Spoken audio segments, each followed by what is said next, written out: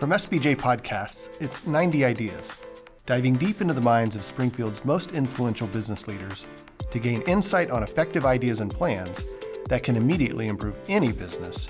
Because if you're not striving to improve, you're staying stagnant. My name is Charlie Rosenbury. I'm the president of Self Interactive, and as you heard, we make software, custom software for businesses, a wide variety of both businesses, but also a wide variety of software. Everything from websites to mobile apps to virtual reality and augmented reality.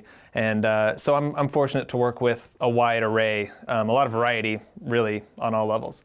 And so today I want to talk about ideas from my experience as a programmer and a software developer, and how those ideas have kind of applied to running a business, and also just life in general. And so I started Self Interactive in 2012, and I came out of a employment at another software development company. And while I was there, I got to work with the owners quite a bit to look at sales, and I understood making sure enough money was coming in to cover expenses, and I understood all that stuff. And so when I started my business, I was like, yeah, I got this. But I quickly found out that I was very naive. I like I said, I wasn't ignorant about what it takes to run a business, but I didn't really understand it. And so, that's my first big idea, is that we need to acknowledge and embrace our own naivete. Oftentimes you hear, fake it till you make it. And I think having confidence and all that's important, but it's only good if you know you're faking it. And so I quickly realized that I needed to actually understand these things, and just hearing about it wasn't enough, or witnessing it even. And so on the flip side of that, I've been doing this a long time, and a lot of times we'll go into a new engagement with a client, and it might be, I might have worked with another accounting firm before, so when I go into this one, I might think I'm going in already with the solution in my head. But that can be troublesome to have a solution before you actually understand the problem for what it is.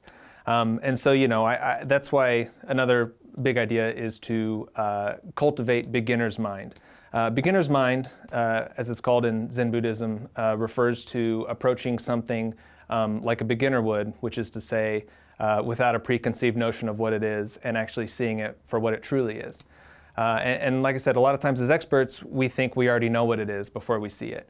And so it's important to really understand the constraints and understand all those finer points that it's easy to look over with all these years of experience behind you. So in that example, maybe I would go into that meeting, and let's just say I went ahead and went with my solution, my preconceived notion of what I was building. Let's say they needed a website, and I'd probably build them one, and it would have, it would show who they are, it would have their contact information, it would show their services, and I'm sure that it would work. It would be a fine solution, but it wouldn't be the best solution. And so that's the other thing I want to consider, is that there may be multiple right solutions, but it should be our goal to try and find the most right solution. You often hear there's multiple ways to skin a cat. If you're skinning a cat, step one is like, why are we skinning the cat? How sharp is our knife? Is the cat dead yet? These are all important things that are going to inform the best way to skin that cat. Another thing I want to talk about is coming up against roadblocks. In programming, I'm sure you've heard of debugging and software bugs. That's when the software is not working right. Something goes wrong.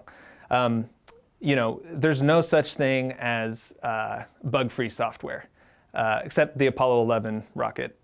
Well, that's ironic. The Apollo missions, the software that ran those rockets, mathematically. Anyway, 99.9% of the time, there's no such thing as bug-free software.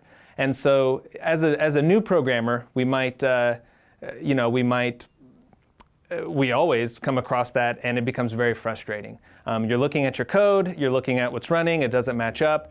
There's no squiggly red lines telling you, here's, you forgot a semicolon, but it's still not working. This can be very frustrating. You can get really worked up, and that'll preclude you from actually finding the answer.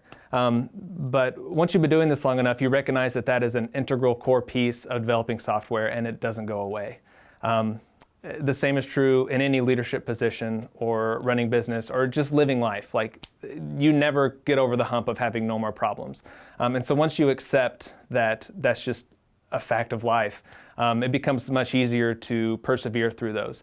And so I would encourage all of us to cultivate gumption and persevere and accept that that's the way things are. And the only way through it is to get through it. Everything I've shared today, none of these ideas were, when this happens, do this. But if this happens, try that. In the days of LinkedIn and listicles and all this stuff online, you're always going to find best practices and shortcuts to the solution. But what's critical is that you identify your own principles and you have these own ideas and recognize how these ideas can apply to multiple areas in your own world, and kind of hold on to those. And then as you come across a problem or as you need to make a decision, you have something central that you believe in that you can weigh those things against.